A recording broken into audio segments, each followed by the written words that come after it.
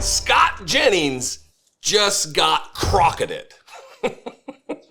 I really hope that catches on. Can we make that a thing? Is there a way to make a phrase go viral? If it is, please help me do it. Scott Jennings, you know Scott Jennings. I talk about Scott Jennings too often, because too often he's opening up his fat face and cramming his own foot into it, saying racist trash and being a troll and just generally a Trump bootlicking sycophant lapdog stooge. And last night was no different on the show of Abby Phillip, except this time there was a sitting United States Congresswoman, Jasmine Crockett, to set him straight.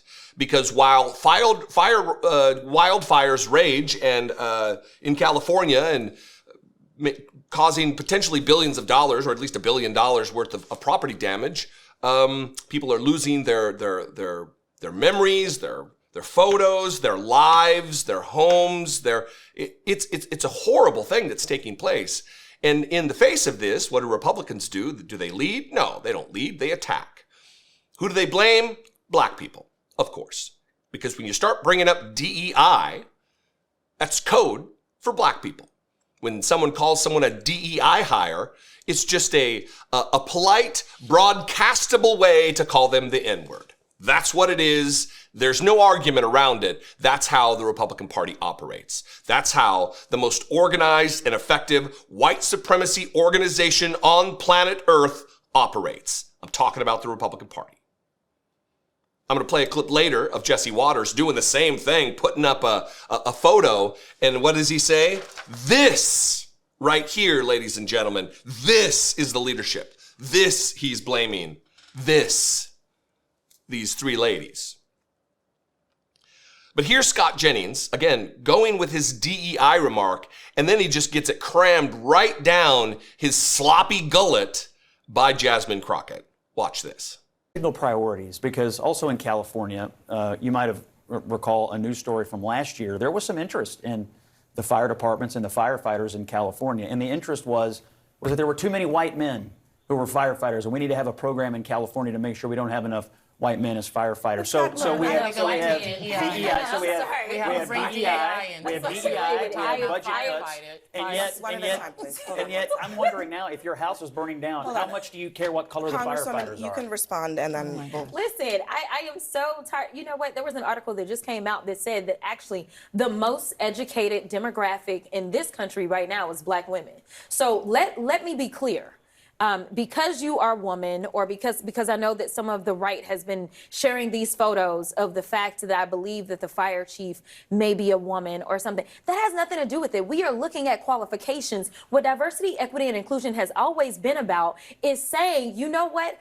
Open this up. Don't just look at the white men. Open it up and recognize that other people can be qualified. And the fact that we want to, at a time when people are dying, decide that a country of immigrants is failing, or people are dying because the same very people that built this country, because the last time I checked, y'all didn't say that anything was wrong with the White House, and I can promise you it was my ancestors that built the White House. So listen, if we have been good enough to build this country, we are good enough to serve and die overseas, we are good enough to serve in other ways. And the fact that people actually decide that they want to engage in public service, whether it's sitting in Congress or whether it's serving on the fire department or the police department, should not be an issue. The fact is, stop trying to act as if only white men are the ones that are capable. Because right now you're sitting at a table with three very capable black women.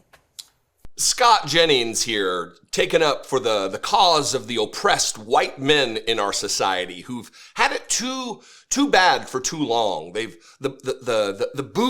the weight of the government has just been crushing white straight men for too long in this country. They just need a break. It's people like me who need the hand up. We need the programs to hire more white men, because it's just, there's not enough white men in jobs across the country in this country. Affirmative action programs aren't to punish white men. Affirmative action programs are to open up the hiring that, look, there are other people who are qualified and capable and willing than white men. just because every president except for one has been a rich white man doesn't mean there aren't other qualified, capable people, Scott Jennings. But they know that. What they're doing is stoking fear and stoking division and normalizing, legitimizing oppression. I said I was going to play the clip of Jesse Waters. Here it is. Disgusting. You go from your respectable Scott Jennings to just radical Jesse Waters. Listen to the derision in his tone, the divisiveness of his speech in just like a 10-second clip. Watch this. So who else is running things? This right here, ladies and gentlemen? This is the leadership of the LA Fire Department. I sure hope they know what they're doing. This right here? What's this? 3 first responder professionals? What makes them not qualified, Jesse Waters? What is it? What makes those ladies not qualified to be leaders of the LA Fire Department? I'll wait. I'll wait a long time because no answer will come.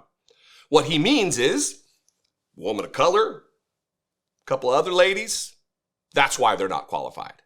Because they're women. Because they're ostensibly maybe members of the LGBTQ community. That's what he's getting at. Because he's a filthy bigot. He's a coward. He's a soft-skinned, smooth-brained rube who knows very little. But what he does know is the Fox News audience is just champing at the bit to hear racist rhetoric, to hear about CRT or woke or DEI or whatever particular buzzword they latch onto and try to divide Americans with. It's the standard operating procedure of Fox News. And they're paying this goon handsomely to propagate this hate. Anyway, again, more just lack of leadership, lack of ability.